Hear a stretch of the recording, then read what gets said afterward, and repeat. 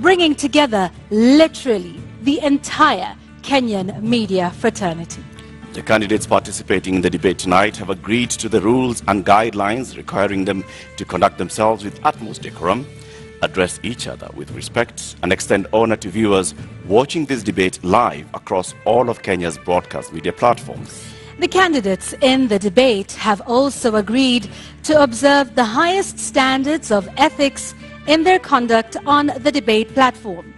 The candidates are not permitted to carry or refer to their mobile phones or to wear any listening devices, including earphones. Medically recommended hearing aids are exempt from this rule. But luckily, we have confirmed that none of the candidates is on a hearing aid. Ethics and guidelines also remind the candidates that they shall not carry to the debate platform any written material, whether books or journals, manifestos, or any articles, including even handwritten notes. Each candidate will have 2 minutes to make an opening statement, 2 minutes to answer a question, and 60 seconds the sentiments of the Kenyan voters in various parts of the country. In line with the debate rules and best practice, the questions we shall be asking tonight have not been shared with any of the campaign teams, neither were they discussed or formulated in conjunction with anyone. The questions we shall be asking tonight are entirely our own. An invited audience seated here in the auditorium has also agreed to the debate rules. They have been fully briefed that cheers, jeers, or any other form of noise is not permitted during the debate. The audience has also agreed to the request and requirement to maintain order and civility right through this debate. This debate was to feature two leading presidential candidates, Raila Odinga of the Azimio la Umoja One Kenya Party and William Ruto of the United Democratic Alliance, UDA. We have, however, received written notification from the Raila Odinga campaign that he shall not be taking part in this debate. Indeed, but in keeping with the traditions of the Joint Media Presidential Debates Initiative since 2013, the debate is on.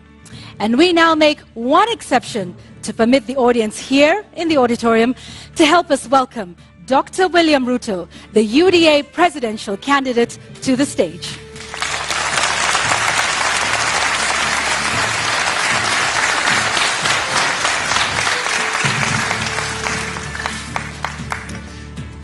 Your Excellency Deputy President, Honorable Ruto, thank you very much for honoring Kenyans with this appearance. We shall conduct a series of question and answer, and whose topics have already been shared with you. We'll give you 2 minutes to begin with your opening statement before we go to the main thrust of the questions tonight. Thank you very much.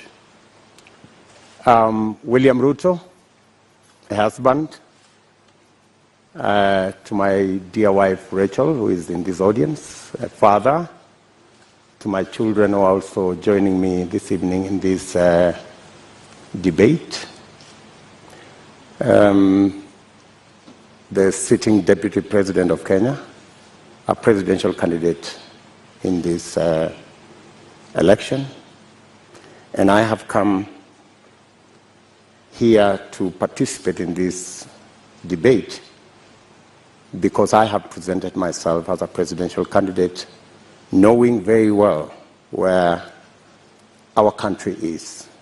We are a country that is faced with mounting challenges. We have a huge track record of what we have achieved, but there is tremendous opportunity out there for more to be achieved.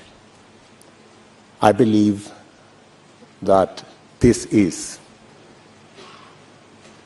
a Mama Mboga moment. We have 5 million young people who are not working.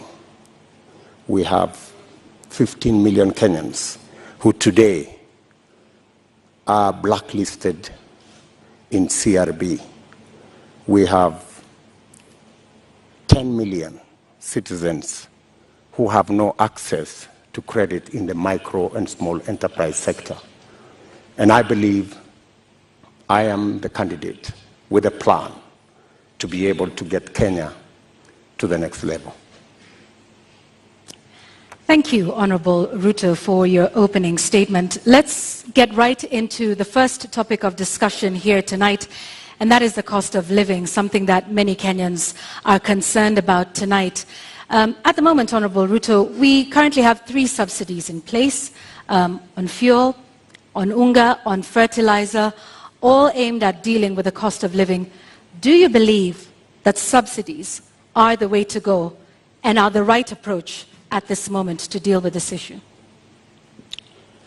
I believe that subsidies can alleviate the problem to an extent, especially when we find ourselves in the situation where we are.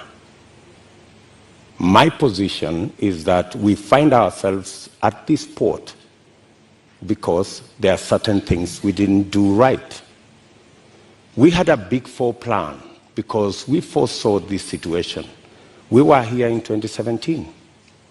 We decided then that it is proper to formulate a plan that included matters food security. If you look at the 4 pillars of the Big Four plan, one of them was agriculture and food security and nutrition.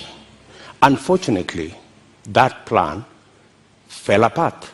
It was actually sabotaged. So we find ourselves in this space because, one, we didn't capitalize our agricultural sector. We actually removed the fertilizer subsidy program that existed, which we just reinstated, I think, 3 months ago. Why did we withdraw it in the first place? Because to deal with the cost of living, you just have to increase agricultural productivity. And to increase agricultural productivity, you need to do 3 things. Number 1, make sure farmers have access to inputs, fertilizer, seeds, pesticides. Make sure the farmers have the necessary capital to be able to do the farming. And 3, make sure they have access to markets that are not rigged. Unfortunately, we didn't do that, and that's why we find ourselves in the situation we're in. So that's why in our plan, as Kenya Kwanza, we have set out with clarity what we need to do.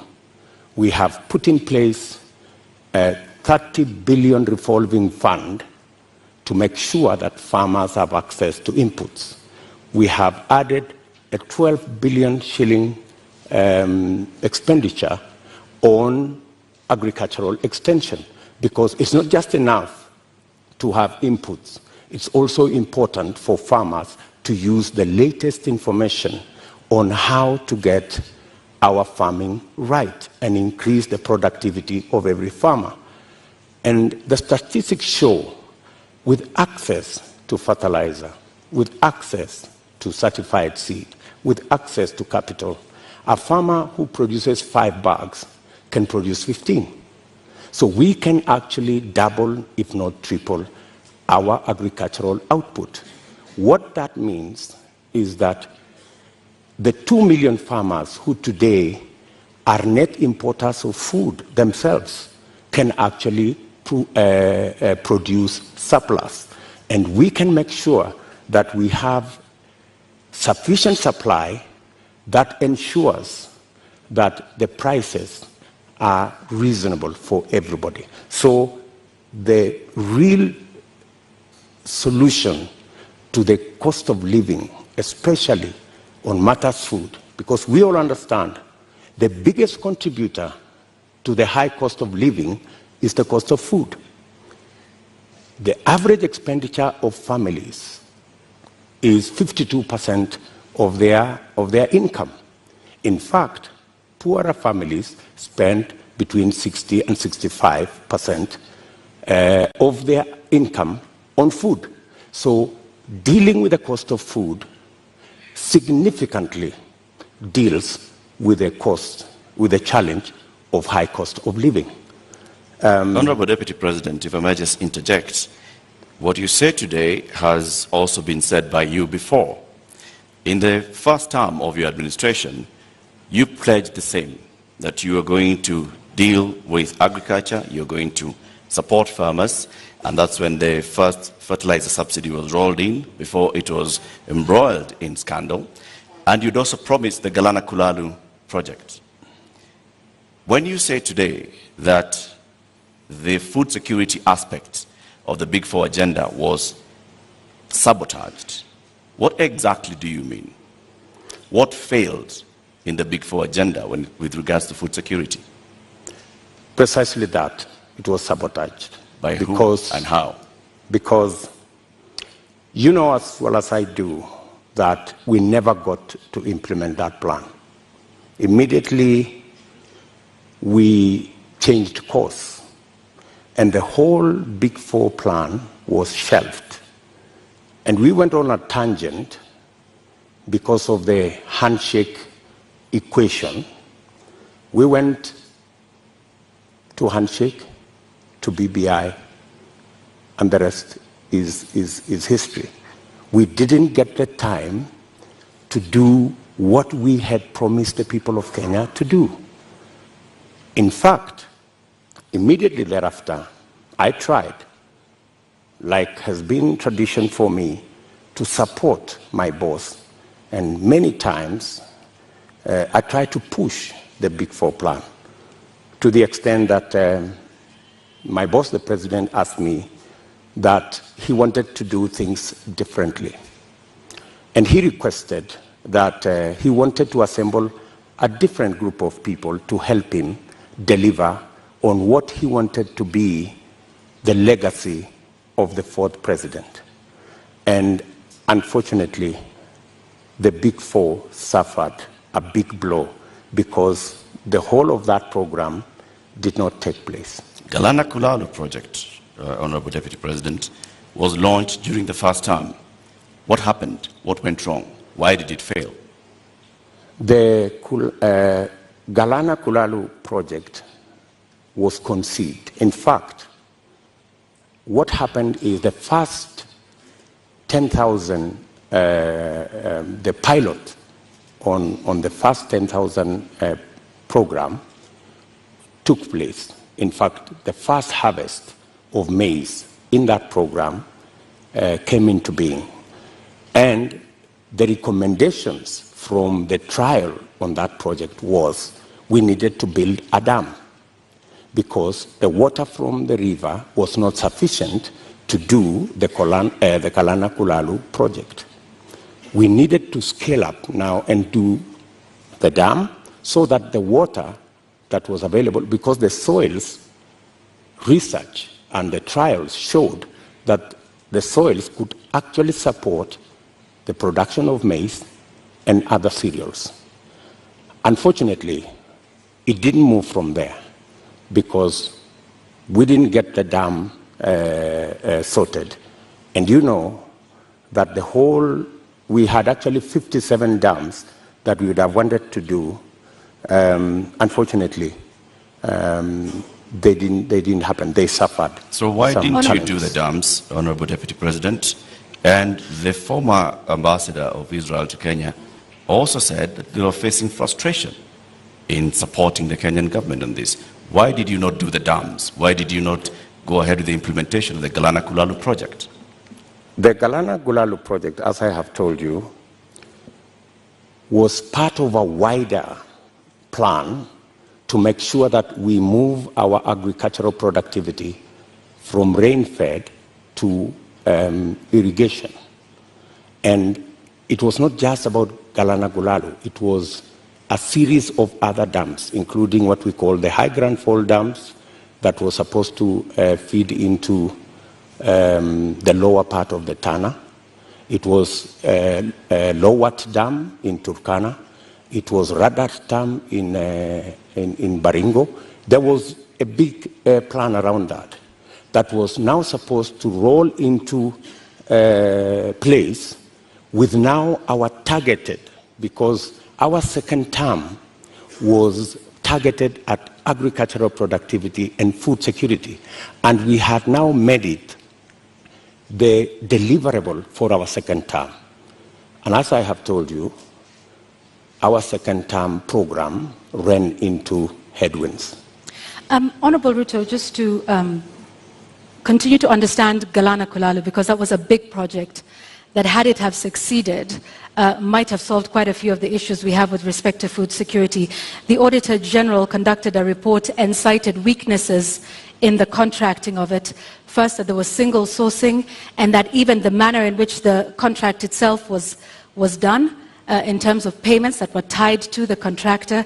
And so raising a number of issues around the manner in which the contract itself was put together, that then states that this was something that was going to fail anyway. And so what's your response to that with respect to the manner in which contracting is done in this country, particularly with Galana Kulalu, which is a big project under the first term of the Jubilee administration, of which you are a part? I quite agree that issues were raised around the contract, and that is why the contract actually was shelved with a balance. It didn't go the full hog, because when those issues were identified, it led to the contract being stopped so that those issues could be addressed. But by the time it was getting there, already the trials had been done, the pivots had been set up, the first crop had been harvested, and we already had the template on what actually needed to be done, because the contract, the initial contract, was for the first 10,000 acres. The real contract was for the 1 million acres, which was really the target for food production. But as I have told you, that is not the only project we were looking at for food production. And let me also say that even without the implementation of the Galana Kulalu, supporting the farmers as they are today would still guarantee us a situation where we would not be in the situation we are in. Today, for the first time in Kenya, the price of Unga has gone to 230 in some cases. It's never been that bad. I must say, as a former Minister for Agriculture, serving under President Kibaki, I am the minister who assembled the infrastructure that provide subsidy on fertilizer. And we saw an increase of 5 million bags of maize when we rolled that plan. When that plan was, when the fertilizer subsidy was cancelled 2 years ago, that is why we are where we are. We are not here because Galana failed. We are here because we didn't do what we needed to do with our farmers the way they are today. What Galana Kulalu was supposed to give us is actually that extra production that would even make it possible for Kenya to export. There is absolutely no reason why Kenya today is spending 12 billion shillings to import maize from Uganda or from Tanzania. We should be net exporters of maize, for example, but we are not. And the reason why we are not is because our agricultural sector is undercapitalized. We have removed the support that farmers always had. And that is why, for the first time, because of the things we didn't do, because of the removal of the fertilizer subsidy, for the first time, the price of Unga has gone to 230. Honorable Deputy President, you say that a lot was done in the first term, and that is why we got to a point where in 2017 we still had rise in food prices? In 2017, it was specifically because of drought. And for your information, the prices of flour, maize flour, went to 140. It didn't go to 230. That's the whole difference. However, then, even Ruto, in the situation of drought in 2017, what the debate then was, 2 kilogram packet of maize was retailing at 140. Today, it is retailing at 230 because compounded with the drought, we just did not produce as we should have produced because we didn't support the farmers the way we have always supported the farmers. Honorable Ruto, I'd like to speak about another issue that is a contributing factor to the cost of living, and that is the high cost of fuel in the country. What do you propose to do with that? Because there's also a current subsidy in place for that.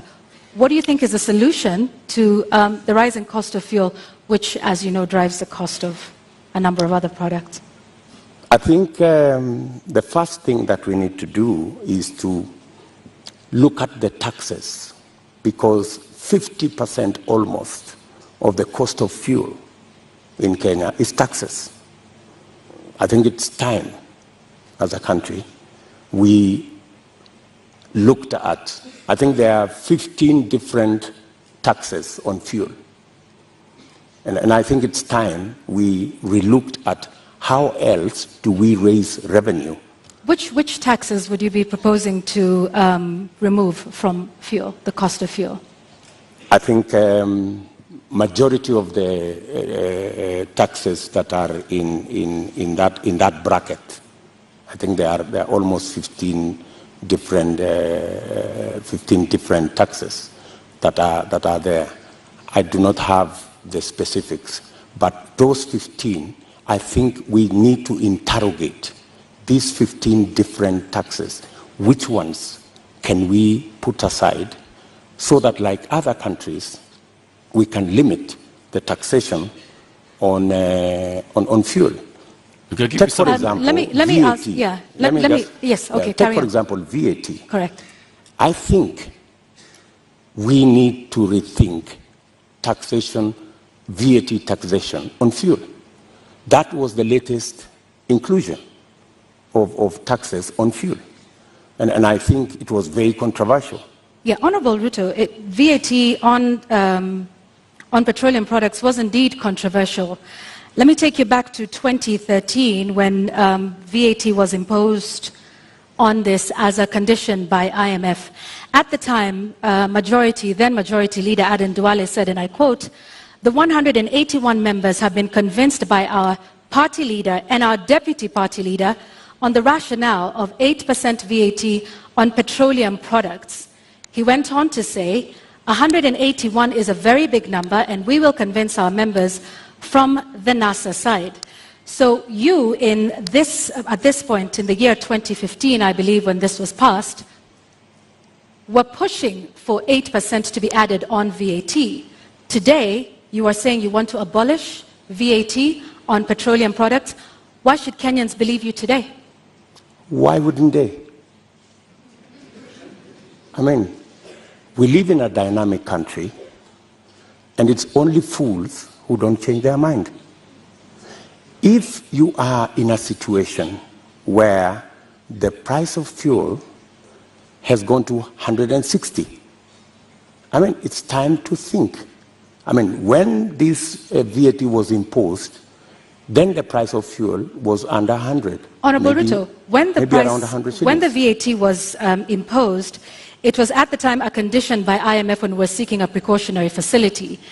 Today we find ourselves in the exact same position with a third tranche of an IMF facility, and once again they are calling for the same issue that we are facing with VAT then is the same one we are facing now.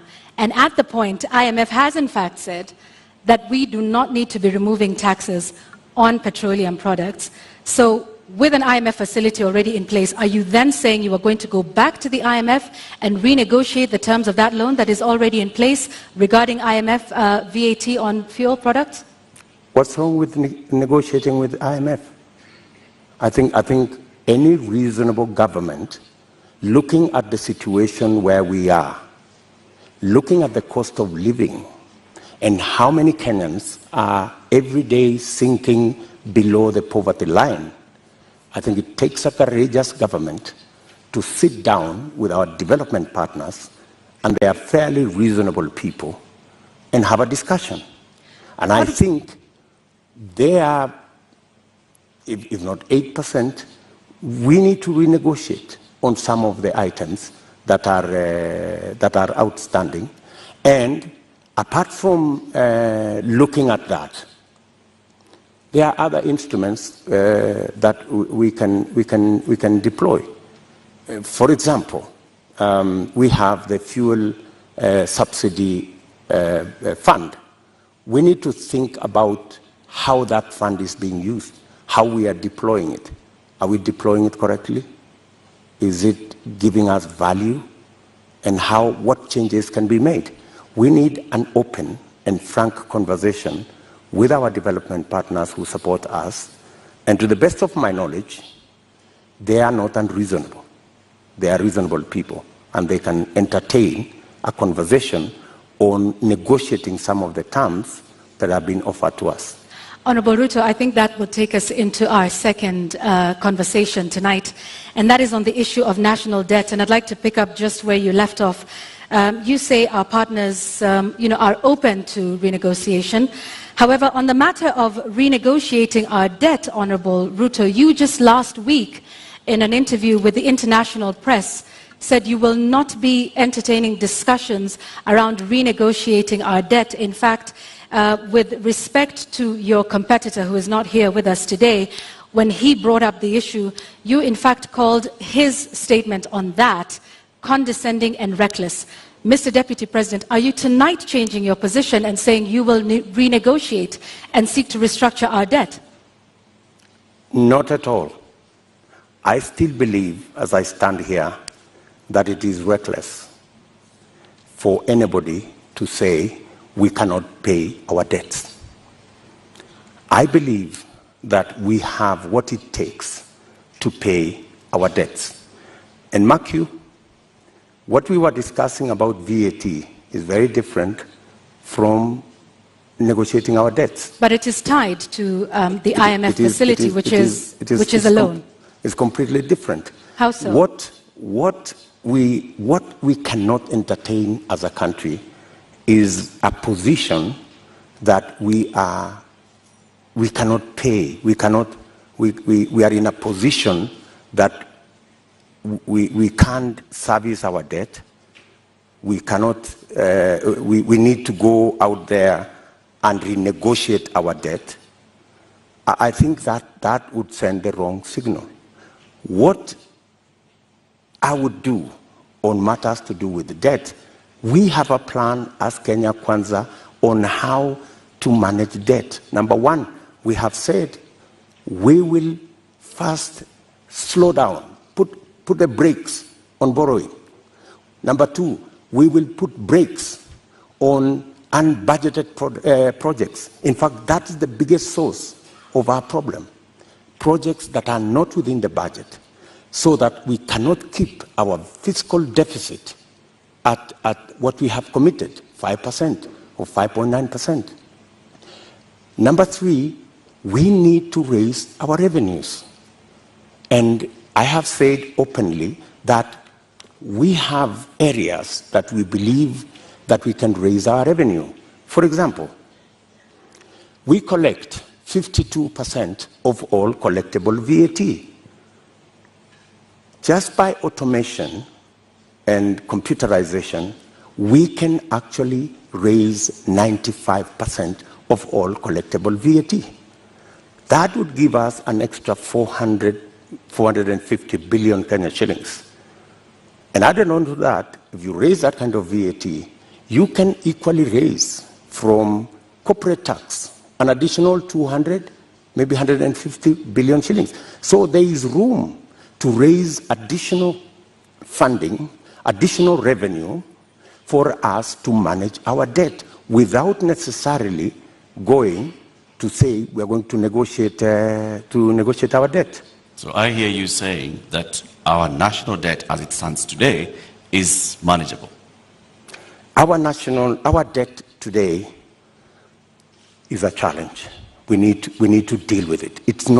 We are not sitting pretty. We are living, if I may say, we are living beyond our means.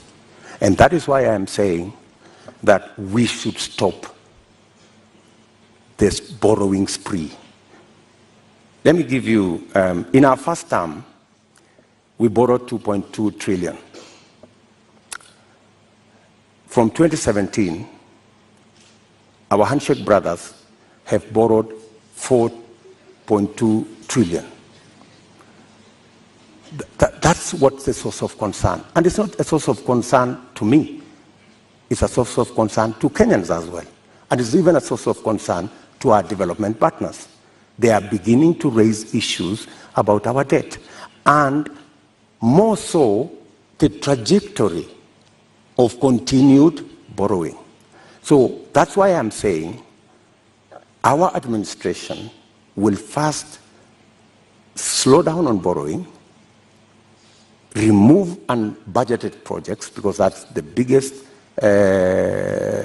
incentive, and then go back to raising our own revenue.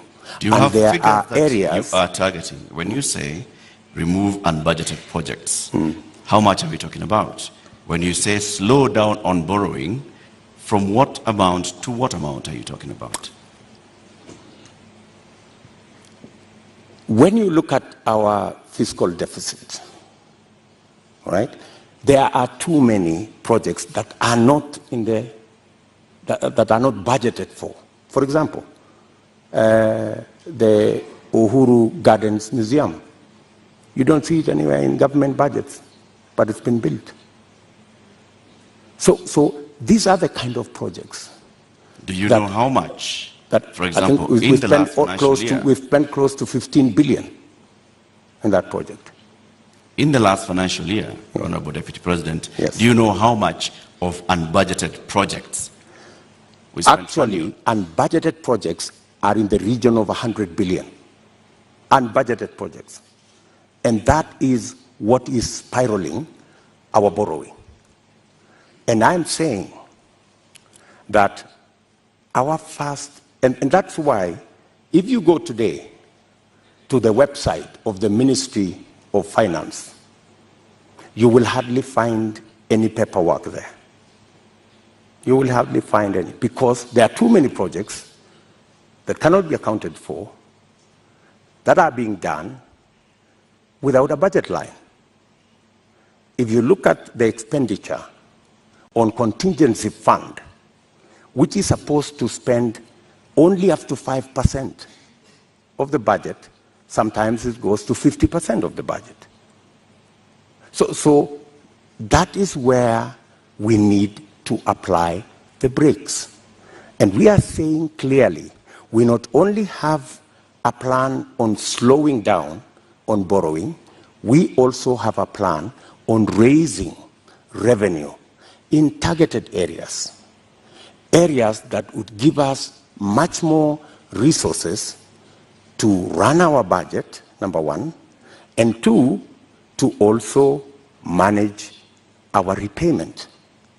And in that particular instance, you may want to know that almost 80% of all our borrowing is actually domestic, which means we are also hurting our own enterprises locally. Access to credit becomes a big challenge. We must think of how we must slow down on borrowing locally and see how we can externalize government borrowing. And it doesn't have to be borrowing. Some of the programs, we must get the stock exchange to take up some of the areas of raising revenue. The stock exchange is a wonderful instrument.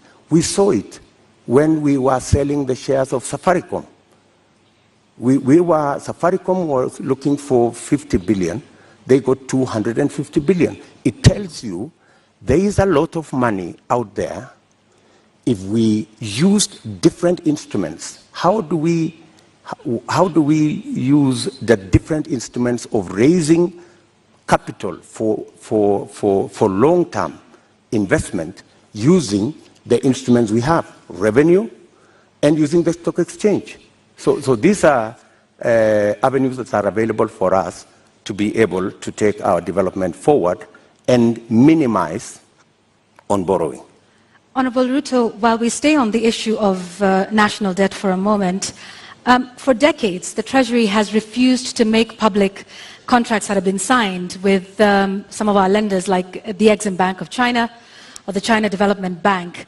You've been part of a government that has refused to make this information public. Why?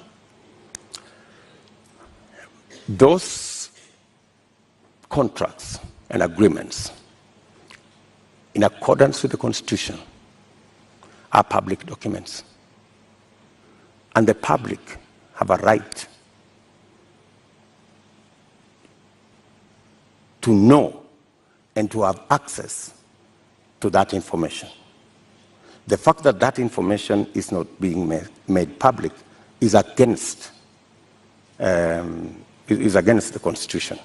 So, under but yet, the Kenya Mr. Deputy Kwanza President, administration, you have not. This is something that you could do. You are the Deputy President of this republic. Is this not something you could do or make happen? When you are Deputy President, I'm sorry you've not been one, you would understand to what extent you can do things. And let me give you an example. Many people did not see the mettle of Mwai Kibaki until he was president. When he became president, he made a sterling job of being president. All along, everybody thought he was a lackluster performer. I am undertaking to the people of Kenya that given a chance to be president, things will be different in Kenya. So let me ask this just one more time. You are the sitting Deputy President of this. You say this should have happened constitutionally, but it did not. Was this not something that came up in cabinet meetings, that at least we've not seen you protest about this particular matter? Because debt transparency and debt, what we owe and who we are paying is something that taxpayers should know. So if you are saying this is something that should have happened but didn't, why would Kenyans believe you when you say that this is something you will do if elected president? Because I have never been president before. This is the first time I am vying to be president. And this is the first time I will occupy the high office of president. This is when the buck will stop with me. Are you saying, Mr. Deputy President, that in the last 9 years, you have sat in cabinet meetings and expressly said that you would like the contracts details to be released to the public? I will not tell you whatever discussions took place in cabinet, because we are seeking to understand, Your Excellency, because is what role you played it is not in making place. Sure that the government that you serve is actually adhering to the Constitution and several court orders. Whenever it was available for me to take a position, I have always taken a position. And I have taken many positions. Sometimes that did not look very popular, if you may. And I have taken very firm positions in cabinet. And I have taken very firm positions in the public. And I think people of Kenya know me not as a coward. They know that I take what I believe in, and I take positions. I am saying here that every contract signed by the government of Kenya is a public document, and it should be available to the public. The question of the SGR contract was raised even in the first term of your administration. It has never been made public. Mr. Deputy President, you don't have any record, any public record of you saying that these contracts should be made public. Why? You see, as Deputy President, there is so much that you can do. In fact, my role, my oath of office has 3-4 functions. Number one, I swear allegiance to the people of Kenya and to the Republic, to discharge every responsibility given to me by the Constitution and the law. And number 3, to advise whenever required. That's the language of the Constitution. Whenever required, the President on matters that he requires advice. And number 4 is to serve people equally and fairly. So I have discharged that responsibility to the best of my ability. And I have made my position in regard to the contracts very well known to the right officers. It is not a matter I would have wanted to take it in public for purposes of making sure that government is functional. All right, I have just one last question on this before we move to our next topic of discussion, because you've informed us about, from what I understand, and you can correct me, Honorable Ruto, about the limited sort of powers of the Deputy President. Is that what you're saying in respect to making these contracts public? You said, and I quote, "I can only do so much as a Deputy President." Absolutely. Okay. However, in previous television interviews, you have stated that you and the President remain accountable for everything that has been done for this. So which is it, Mr. Deputy President? Are you responsible for not making these contracts public? Because you in the past have said that you and the President remain accountable and should be asked about everything that happens in this country. Precisely, that's why you're asking me, and I have answered you. I have said clearly that to the extent that my duty as Deputy President is concerned, I have discharged my responsibility.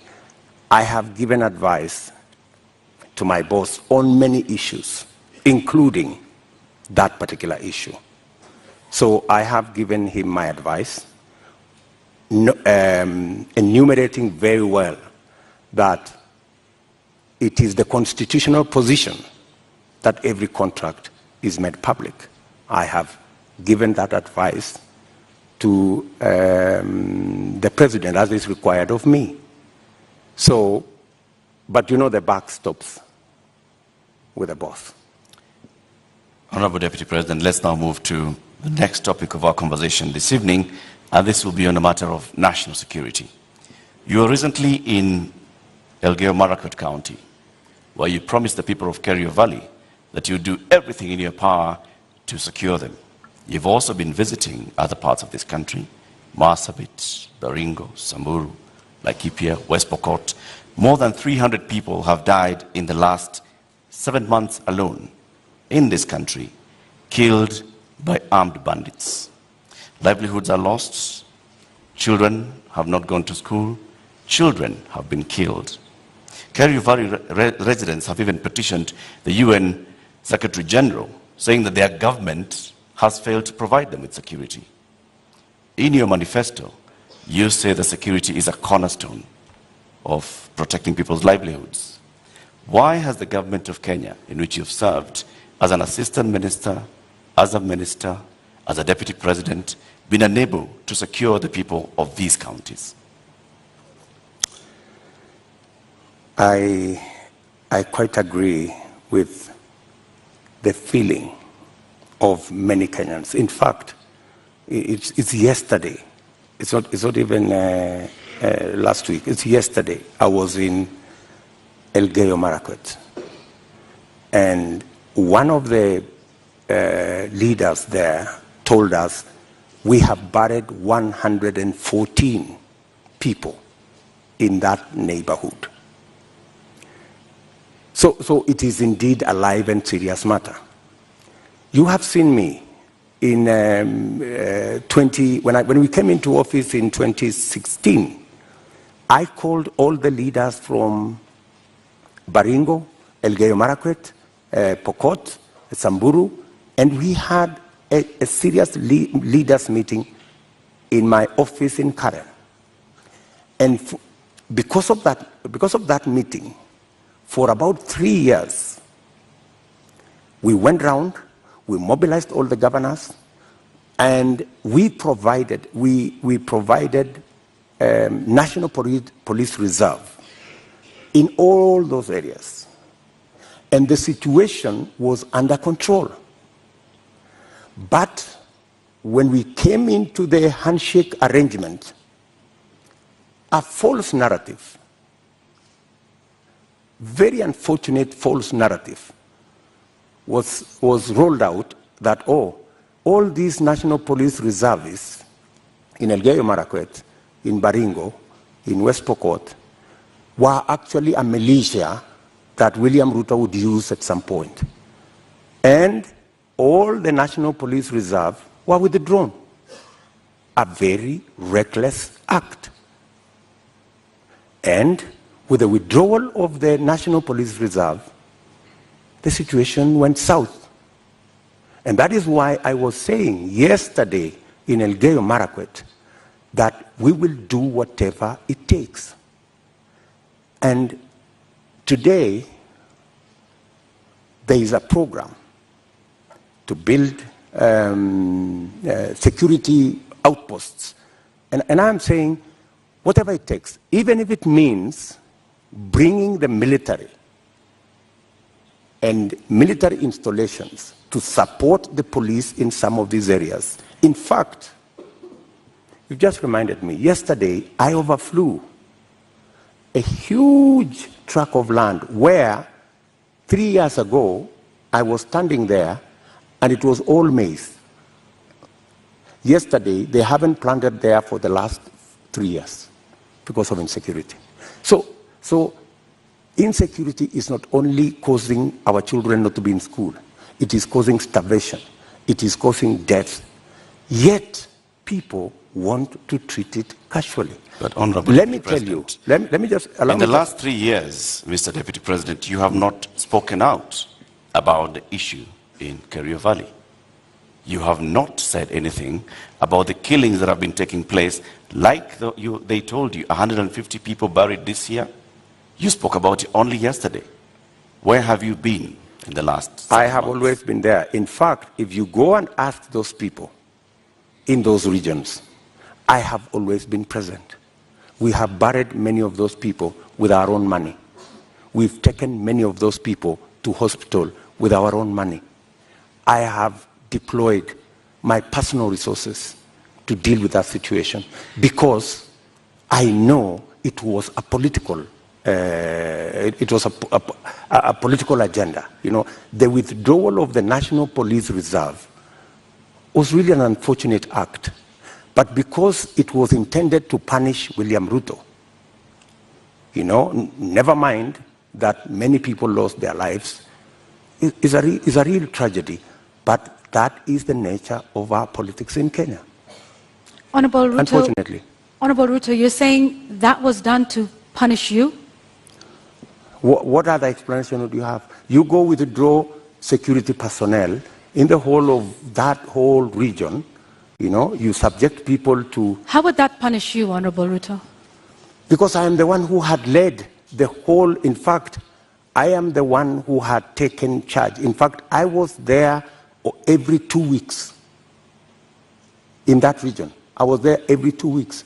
I am the one who mobilized the resources. I am the one who mobilized the security men, the identification of the National Police Service.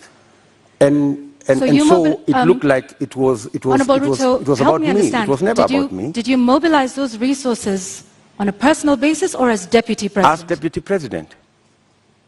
So why would your government punish the Deputy President? You live in Kenya, my good friends.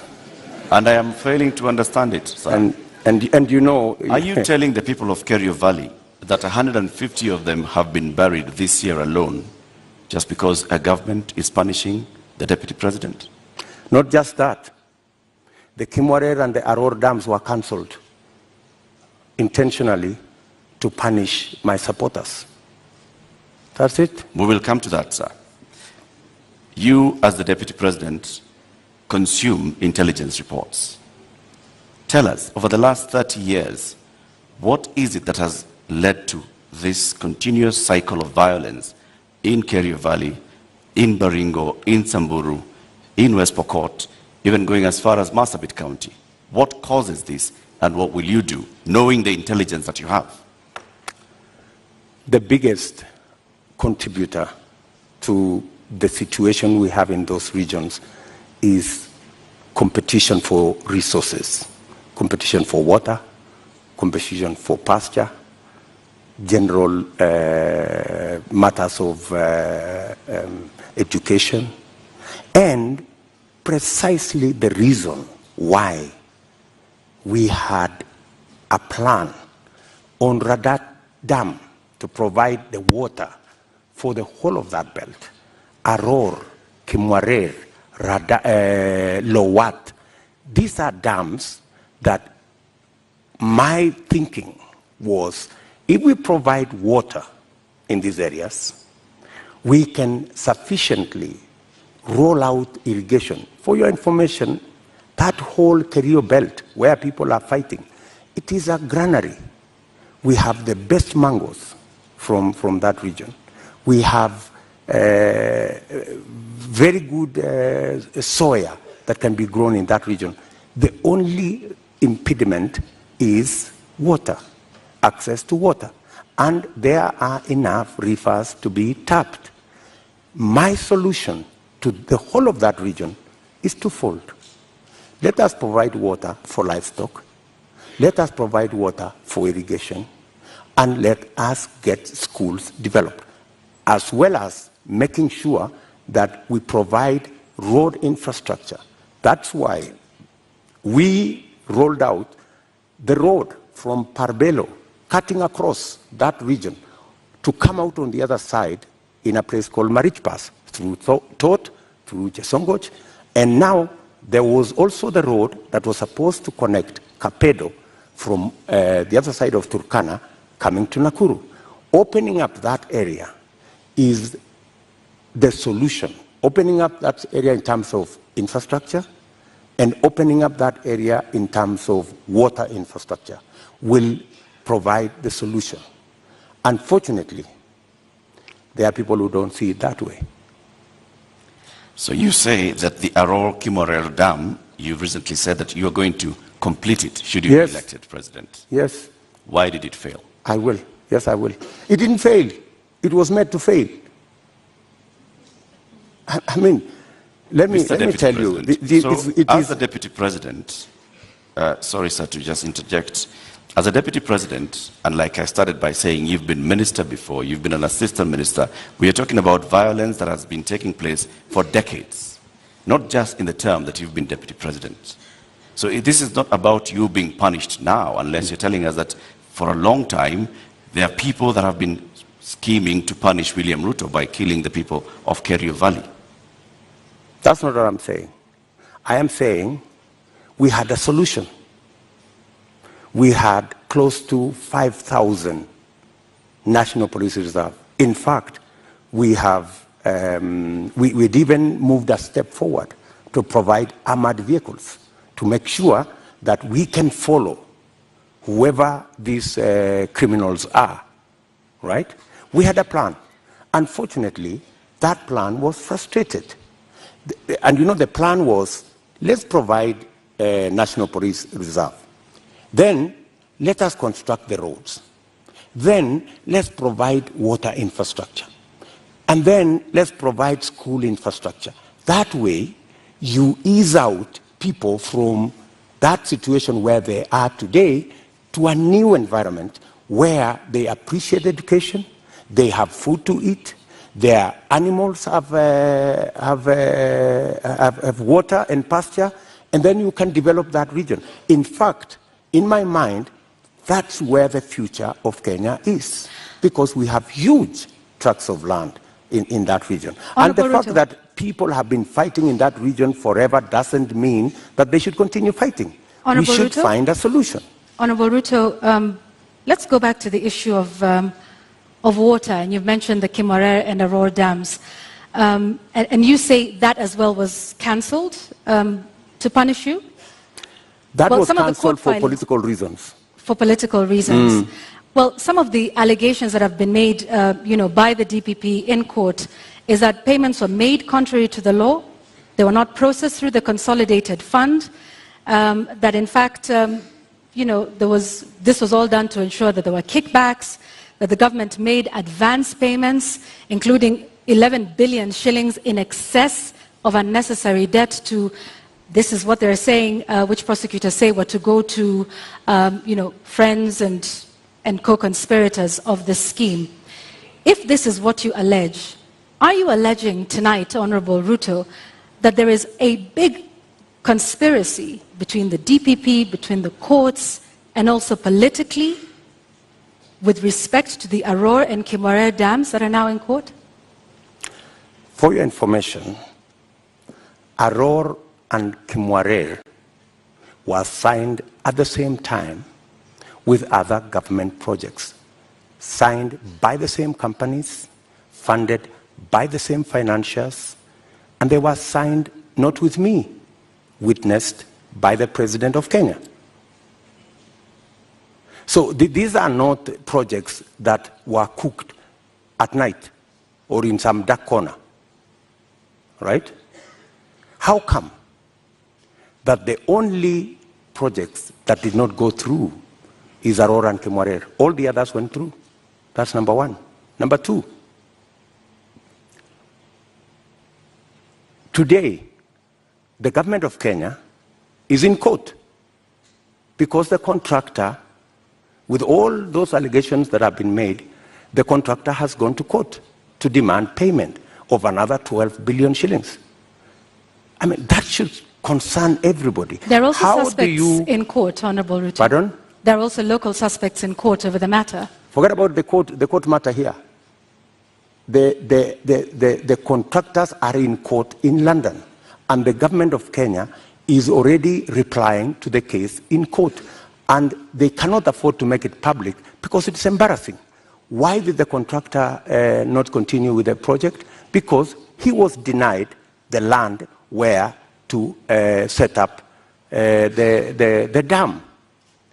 And that was an undertaking by the government of Kenya, that we're giving you a contract, we're going to give you land, we're going to give you this infrastructure for you to carry out, for you to build the dam. And the reason given then was that, the dam was going to be in a forest. How many dams are in the forest? We have Yamo Dam. We have Yamo Dam in the forest. We have many other dams in the forest. So I think, we have to be honest with ourselves. And that's why I am looking forward to the day somebody will step forward and actually tell the country, how will the government of Kenya lose 20 billion shillings that was supposed to build Aurora and Kimwarer, and yet there is nothing on the ground? What was this? What was this sinister motive? Do you believe money was lost? I don't believe any money was lost. And even if money was lost, people should be taken to court. But you said around 2019 that it was 7 billion shillings that was lost. No, and not I the didn't 21 say that. that was being alleged by the DPP. I didn't say that. Check my statement. I am very clear about what I said. I said 7 billion shillings was paid. Right? That's what I said. And for your information, I said that 7 billion shillings that was paid was actually insured. The reason we should be asking is, why hasn't the person, the company who insured that money, why haven't they been asked to pay? Because the company that insured that 7 billion is a well-connected company. That's why the demand letter has not been put to them. So what you're alleging... And you see, Kenyans will one day really marvel at what really happened in this Kimwarer and Aror Dam. Honorable You will Ruto, be shocked. tell us what really happened, because what it sounds like is you're alleging the investigating authorities, the DPP, the courts. There are suspects in court at the time, including former Cabinet Secretary Rotich, who I believe was charged afresh a couple of months ago over this issue. If this is all politically instigated, are you then saying that all of these authorities, different arms of government, are conspiring against you, from investigators to the DPP to the courts, to punish you, Honorable Ruto?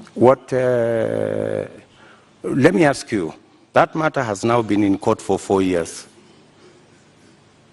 It has not moved an inch. It's been dancing.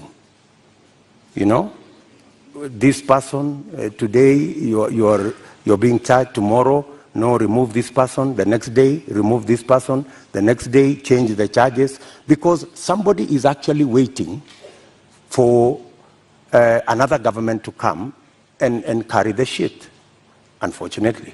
And that's what is going to happen. That's why that case has never moved an inch. Mention after mention, after story after story. I mean, surely, how can we lose 7 billion? Another 12 billion that is going to be incurred by this government. And it's an act of political convenience. You just said we didn't lose 7 billion. No, I'm just saying eventually we will. I mean, if it is not sorted out. And that's why I'm saying when I come into office, I will make sure that the money is not lost. And I will make sure that the impediment imposed on this project, we will provide the land. The contractor will build the dam. And we will move ahead. To conclude the matter of national security, I think we'll also touch on constitution implementation here. Over the last 9 years, Deputy President, you have been chairing the Intergovernmental Budget and Economic Council. The Constitution establishes, under Article 204, the Equalization Fund, which was meant to fast-track development in some of these marginalized areas, the ones we've been talking about, and many others, to help them with water, roads, health, education projects. Why has this fund never been operationalized? Two things. My chairmanship of the Intergovernmental Budget and Economic Council extends to a limit. The issue you have raised about Equalization Fund is actually in the ambit of the summit, which is chaired by somebody else, right?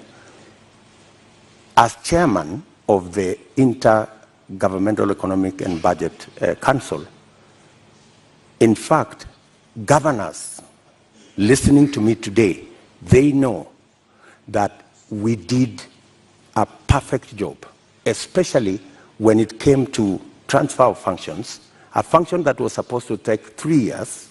We made sure that we worked day and night because we wanted to get devolution rooted and moving. We completed that exercise in a record 1 year instead of 3 years. We have since worked with county governments, and many of the governors will tell you that I have provided leadership as chair of the council on every matter, whether it was grants, whether it was matters to do with conditional grants, whether it was making sure that there is a balance between what goes to national government and what goes to county governments.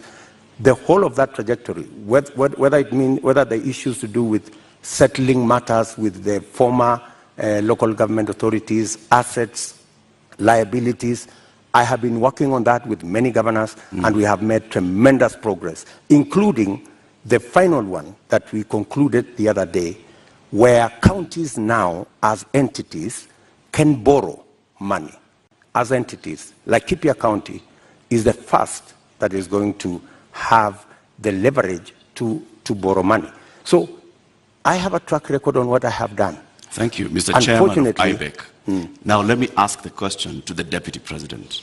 Why has the Equalization Fund never been operationalized 12 years after the promulgation of the Constitution? The Equalization Fund, window. as Deputy President, I can answer. The Equalization Fund, halfway through, there was a big argument between who will implement this Equalization Fund, because it was under the national government. The counties argued that because there are 14 listed counties to benefit from this fund, why don't we give this money to the counties? Then there was a problem of trying to get the regulations on how this fund would work out. And it dragged on the contestation as to, and some projects were implemented, some water projects were implemented, some road projects were implemented. But the argument continues to be who should. At some point, the law was actually changed to include counties beyond the 14.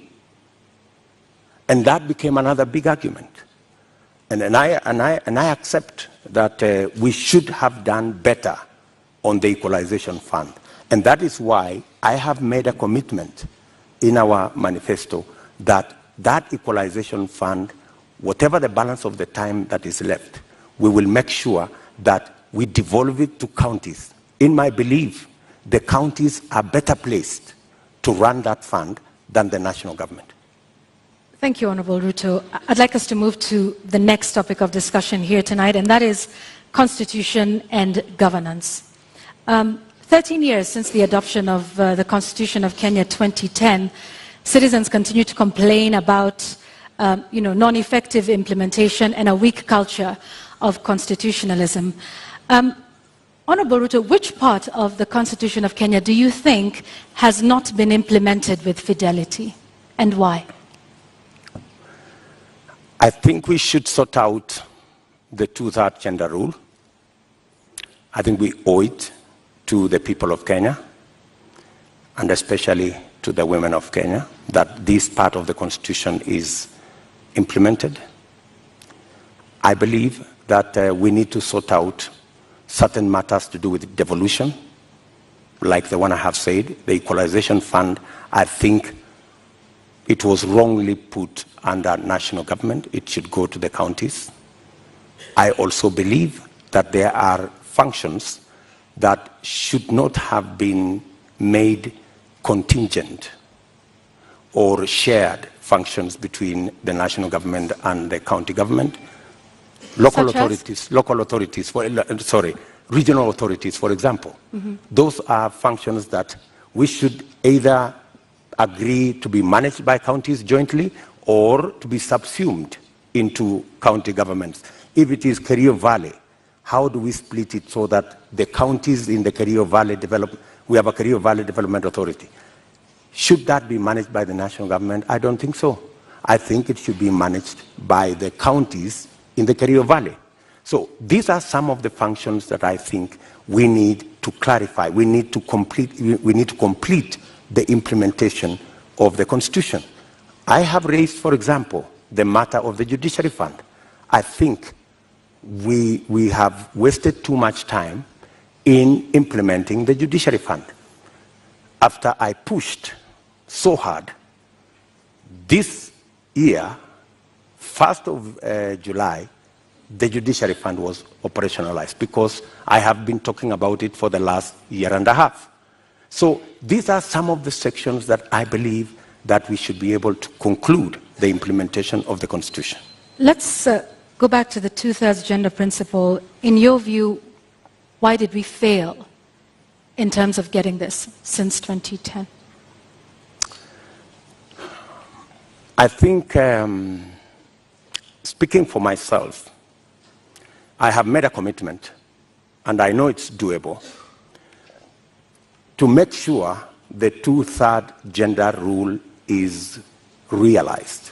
There are different proposals. There are proposals that require constitutional change. There are some that do not require constitutional change.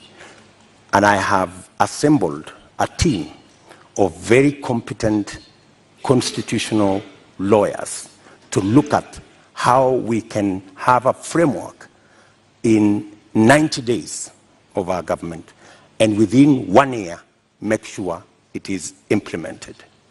And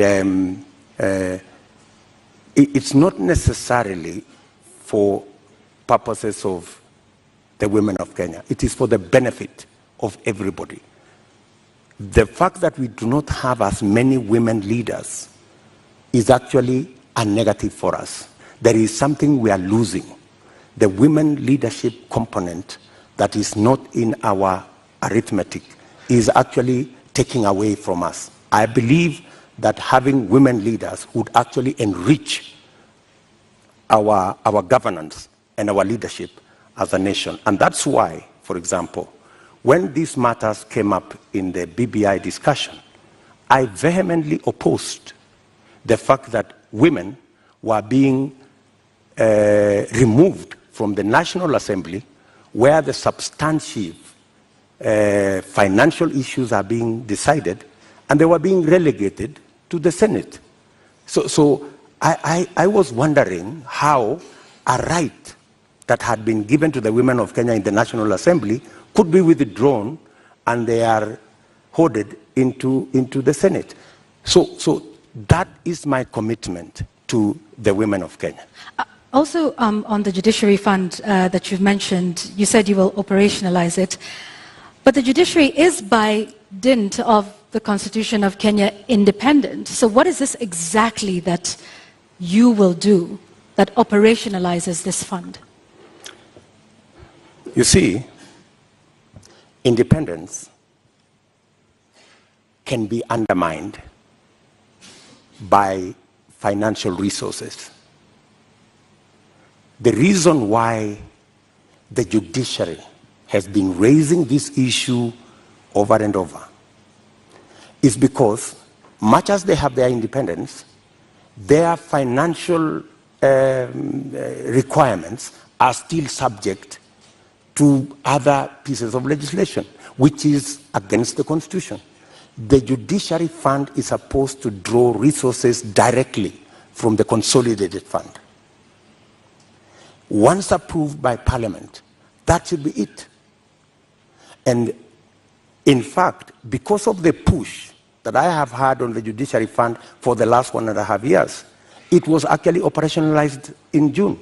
So you do have some influence, Honorable Ruto, within this government. If you look at, I have been pushing in the public, because that's what I said. When I said I'm going to set up the judiciary fund, I think somebody decided to say, this fellow is pushing too hard. Let us implement this judiciary fund so that he loses this card. He cannot take it to the people of Kenya. So you do have some influence. We have achieved it anyway. So you have some influence, Honorable Ruto?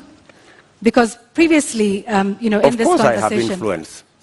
But in this conversation previously, you have said there's limits to what the Deputy President can do. I have influence nationally on pushing agendas. I may not have... Such as disclosure of SGR as Deputy President. I didn't push the Judiciary Fund as Deputy President. I pushed it as a leader. Why couldn't you do that then for a number of the other issues that we have discussed here tonight that you have said you did not have influence on? I have pushed back, for example, on the issue of the BBI. I pushed back heavily. And I deployed a lot of influence. And actually, by God's grace, we managed to stall it. Our competitors are saying they are going to go back to it immediately after the election. But I think it was a complete waste of resources, and it was actually not made in good faith, because a constitutional change that seeks to undermine the independence of the judiciary is a dangerous constitutional change. A constitutional change that seeks to subsume the executive and the legislature and take us back to where we were in the Nyayo days is actually taking us back, not taking us forward. And that is why I made my position very clear in the public domain. Honorable Ruto, do you believe in the independence of the judiciary? Pardon? Do you believe in the independence of the judiciary?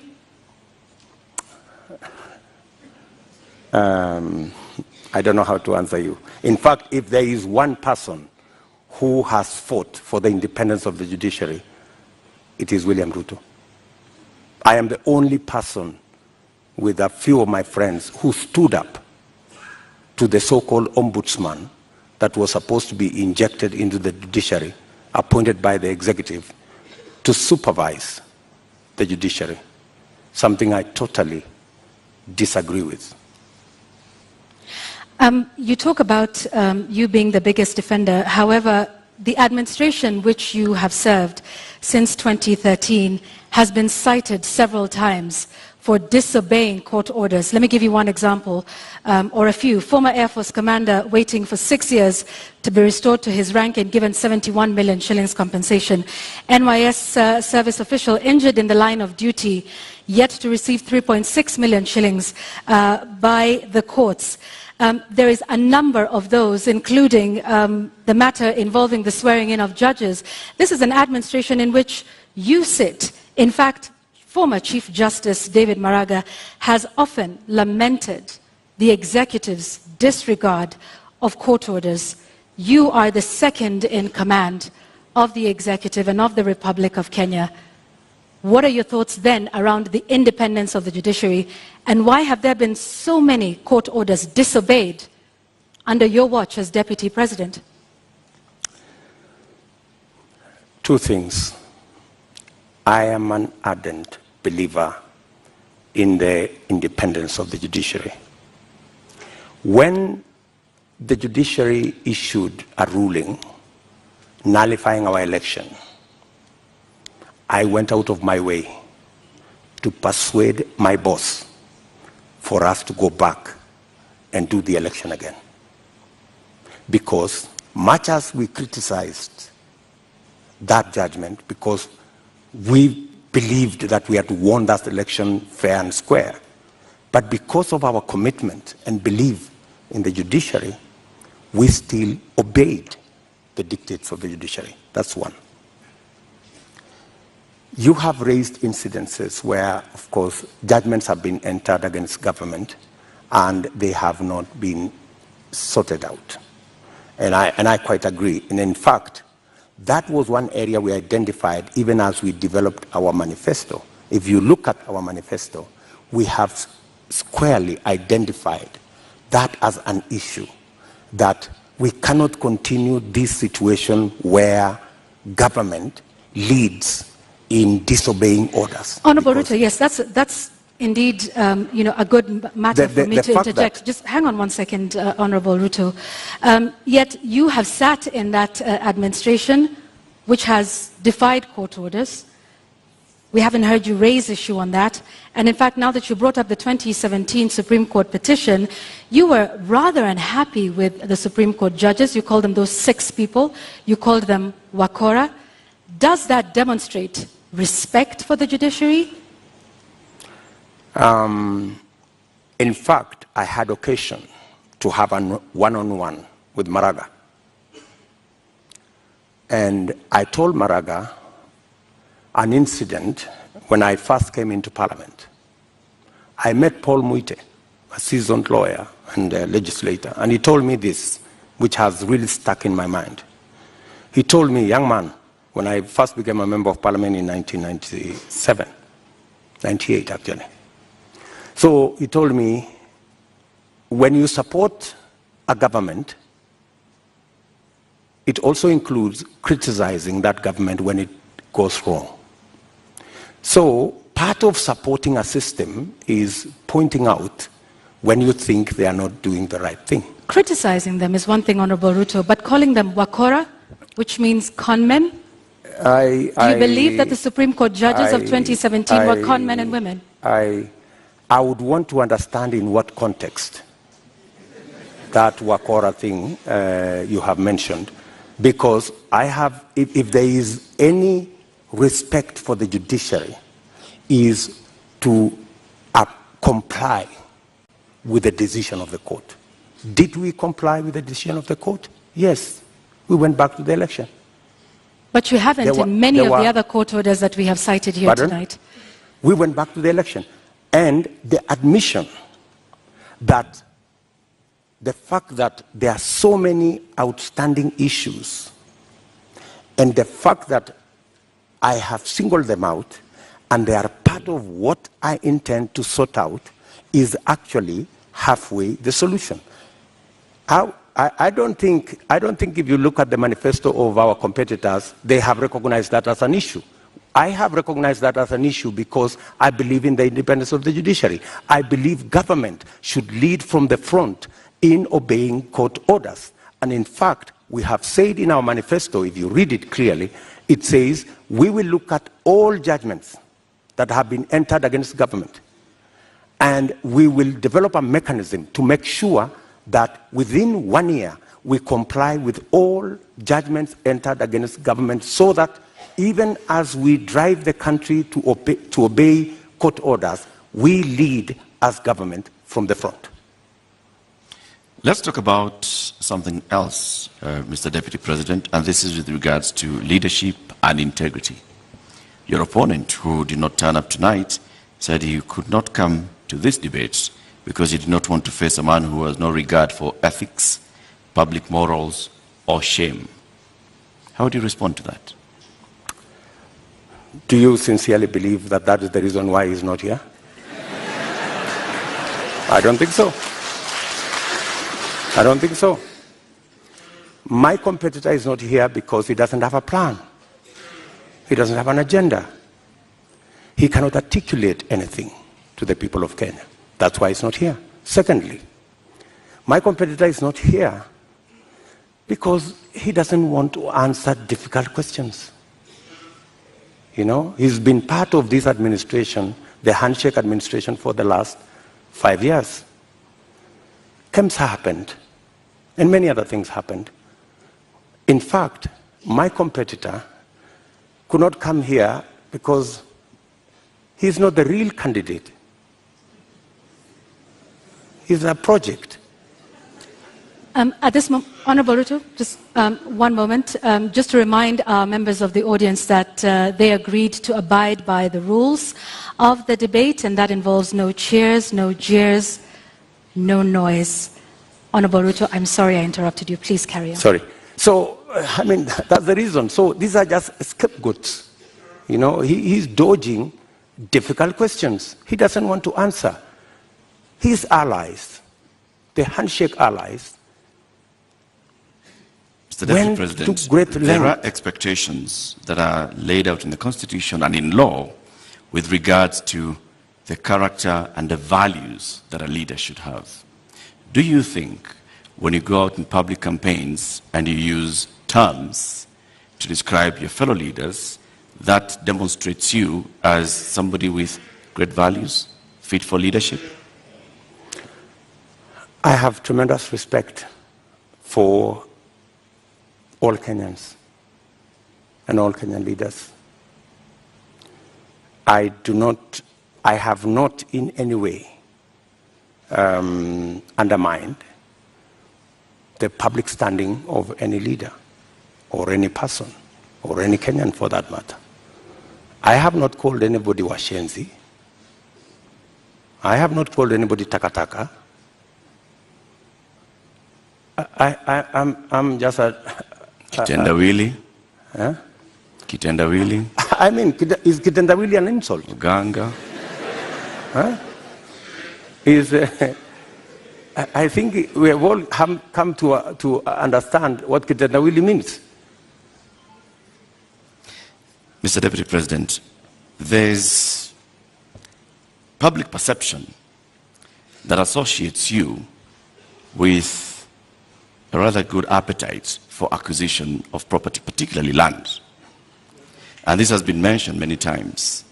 Questionable acquisition of land, this has been said publicly, Taita Taveta, in Transmara, the former Vice President's house, the late Joseph Murumbi, and others. In fact, there was a conviction in court with regards to 100 acres of land that you were ordered to surrender back to its rightful owner and also pay some reparations. Does this public perception affect you? For your information, that's why I am proposing in our manifesto to deal firmly and squarely, institutionally, with a fight against corruption. Because allegations are made, left, right, and center. Any piece of land that I have is legally acquired. In fact, I think we need to discuss the Muteshi land. You've talked about the 100 acres. I was a victim of fraudulent sellers of that land. What the court ordered me to do was to pay for the 3 years I had occupied the land. And they calculated and said the income from this land would be approximately 5 million shillings for 3 years. And that's what I paid. The people who sold the land to me were taken to court for fraudulently selling the piece of land to me. Those people are in court. The Mr. Deputy President, Taveta, my question was, all these allegations. Taveta land issue. There was that, there's a Taveta, there's Western Hotel, there's Transmara. As a person, yes. As a person, what does this make you feel when you hear that there's all this public perception about you and irregular acquisition of land? You see, acquisition of property is a legitimate endeavor. How you acquire it, if it is legitimate, you've paid value for it, and I want to tell you, I have paid value for any property that I have. Maybe the whole story has, like everything else that has been said, and all manner of allegations have been raised about many people, you know. My competitor, Dominion land, has been mentioned about him, Molasses land, so many other pieces of land. Does that make you guilty? Not at all. I think the presumption of innocence and the fact that I can stand up to scrutiny. And for your information, I am probably the politician in Kenya that has been audited, left, right, upside down, inside out, on any matter, you know. And maybe because I have raised my head beyond what many people think I should. If I was a quiet business person, I am sure I wouldn't attract the same kind of labeling that I've been subjected to. How much is enough? Enough is enough.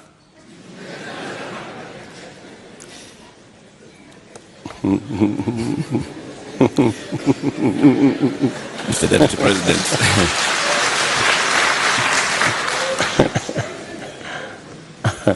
Mr. Deputy President, we'd like to conclude this conversation with the election preparation. We're just 2 weeks away to the August 9th general election.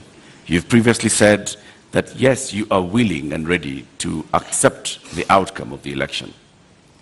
Are there any circumstances under which you will not accept the outcome of the election? For a minute. Accepting the outcome of the election includes going to court if you have an issue with the results. That's accepting the outcome of the election. Okay, you say my competitor has won, I have a doubt, and I will go to court. Why I make that deliberate statement is because we have had a situation in Kenya where every other election we foment a crisis around refusing to accept the outcome of election. And it has cost us lives, property, and many other things. And I needed to be on record, and which I am, that I will accept the outcome of this election. I know that the people of Kenya will make a choice. If it is me, I will prepare to govern the country on day one. If it is not me, I will accept that my competitor has won. If I have any issue, I will go to court and accept the outcome of the court. Honorable Ruto, we've come to the end of this conversation tonight. We would like to give you 2 minutes to give us your closing statement tonight. I think it is very important for us to look at this election against what is the competition. Our competitors have run away from this debate in total contempt to the people of Kenya, because it's not William Ruto who is going to make this choice. It is the people of Kenya that we are speaking to. They have very little regard for the people of Kenya. They think the deep state is going to make the decision. They think that the system is going to make the decision. I want to tell the people of Kenya tonight that they are the ones who will make the decision on the 9th of August. Their vote is what will make the next government happen. And I want to encourage them to disregard the propaganda, the mobilization of chiefs and all these people and the provincial administration and the whole of this contempt and madharau, and tell them tarehe 9 mwezi wa 8 wa Kenya, ninyi ndio mtaamua serikali ambayo inakuja. Na mimi nawaambia serikali ya Kenya Kwanza itapunguza gharama ya maisha. Tutahakikisha kwamba watoto wetu milioni 5 wako na ajira. Tutahakikisha kwamba kila mmoja wetu anaweza kwenda hospitali na kuwe na bima ya afya, na tunaweza pia tutahakikisha kwamba kuna maji na watoto wetu wanasoma. Tuko na mpango. Tarehe 9 mwezi wa 8 waamuke, wapige kura, watengeneze serikali, tuende mbele pamoja. Shukran sana, Mr. Deputy President. Honorable Dr. William Ruto, thank you for making the time for us tonight. Thank you very much. That's right.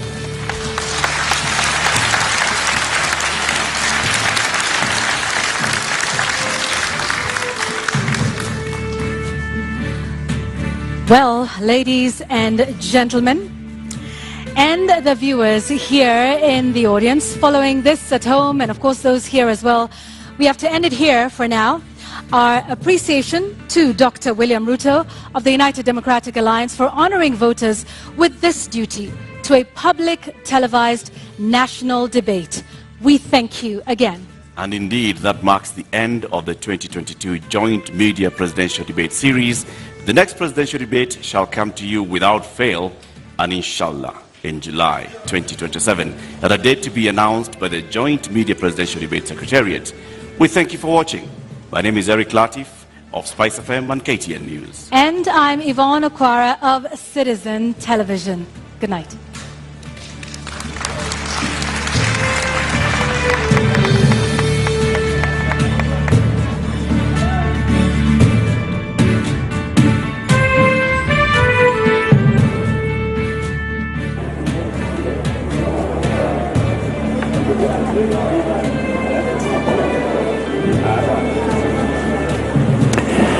All right, the 90 minutes have gone, and my panel here saying they have flown by because we have seen an engaging session. I mean, it wasn't a debate that we had expected, but no less engaging. How to, and very quickly in this post-debate analysis, we don't have that much time, but just some key points that you saw in this debate. How did it go for the Deputy President? Well, I think first of all we have to, thank the Deputy President for coming. I think it was an important national moment. I think I agree with him. The people will decide at the polls, and that is the nature of our democratic process. I think, again, we are trapped in a debate that tries to distance everybody from the Jubilee administration when, to be honest, I don't think there were fundamental differences between the Deputy President and the President on many issues. If I had the time, I would go through this. I think the displacement happened with the handshake, and therefore it is much more of a political dynamic rather than a policy dynamic. And lastly, I think... all right, the Irungu syndrome. The Deputy President is coming out, and so we have to... Yes, okay, let's go to Ken Moredi and just see. We didn't quite get to down to the real manifesto issues. I would have hoped that my competitor would have been here so that Kenyans can have the benefit of looking at both sides. Unfortunately, and it is understandable, that there is only one plan in this election, the Kenya Kwanza plan. The other side have sketches. And that's why they are not here. We are the only side that has a plan on fighting corruption, conflict of interest, state capture. The other side are actually hostages. And in fact, they are sponsored by the people who are actually culprits of conflict of interest. And that's why they're not here. Because they do not want to offend their benefactors. Unfortunately for all of us, we didn't have the benefit of the other side, but I think the people of Kenya have information. They know why they will go to vote on the 9th of August. Now, how would you describe this decision by your competitor not to be at this particular debate? Now that you're saying that you've gotten the opportunity to articulate your issues, but yet you believe that he should have been here, how would you describe his not being here? As I have said, he is not here because he doesn't have a coherent plan. He cannot support a coherent discussion. He cannot sustain a debate on issues because even in the public space, the only conversation is about the Kenya Kwanza manifesto. There is no conversation on the other side because there is none. They don't have a plan. The other issue is my competitor is running away, literally, from any discussion on matters corruption, matters conflict of interest, matters state capture, because they sponsor him. And everybody knows that he's a project. In fact, nobody knows who the real candidate is. Maybe when you people send the invitation, you didn't specify. I think there must have been a problem as to who you had invited to come to this debate, whether it was the real candidate or the project. Well, also there was the appearance that was made by Mr. Waihiga Mwaure, and he actually debated and took issue with a number of the number of issues that have been there, and also presented his manifesto. What would you say about the other candidates that you're running with now that you've enumerated more about Raila Odinga? Well, I did not listen to the discussion with Mwaure, so I don't want to really get into that. But I think the people of Kenya have a choice. I mean, I'm sure they've listened to him. They've listened to all the other candidates, and the people of Kenya will make an informed choice on the 9th of August. Thank you very much, sir. That is UDA presidential candidate Dr. William Ruto saying that this time round he believes that he has articulated his issues, but he believes he would have been given more time to articulate, now that he says that there are some issues that they believed that have not been asked. But he has described Raila Odinga, and he is not showing up for this debate, as running away from the real issues, running away from the debate, actually going as far as insisting that we as media might have sent the wrong invite, insisting that he is someone's project. But right now, I'll take it back to you, Joe, for the panel discussion and probably to get deeper into what Dr. William Ruto has said at this particular exit press conference. Very well. Ken Moredi, thank you very much. And very quickly, how